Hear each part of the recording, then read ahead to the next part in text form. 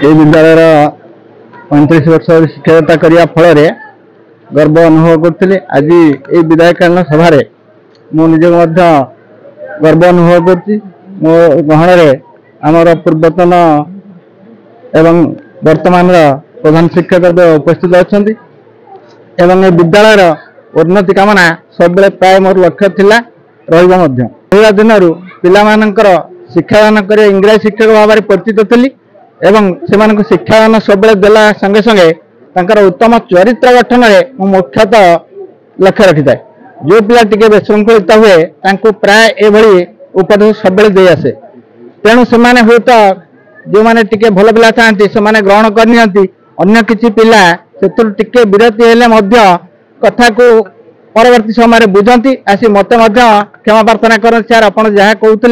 युक्तियुक्त एवं से आकार से मोठार सजेसन नहीं पुनर्बार किभली शिक्षा को आगे ने सब मो सहित जड़ित रोते।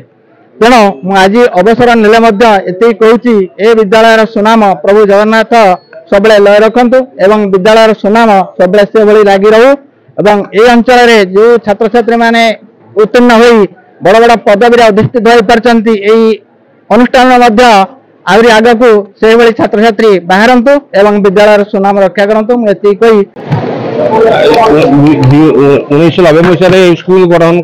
कराइला छमुदा विद्यापीठ विद्याधरपुर से दिन ठारू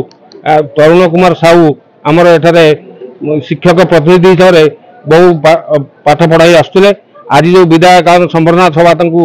जाऊँगी किंतु से सार एठू विदाय नेले भी आम्बे ए स्कूल गढ़ा जाके से सार बंचित जाके दीर्घ कामना हो सी आसिक स्कूल को कार्य चलाए बोली मोर एति निवेदन अच्छी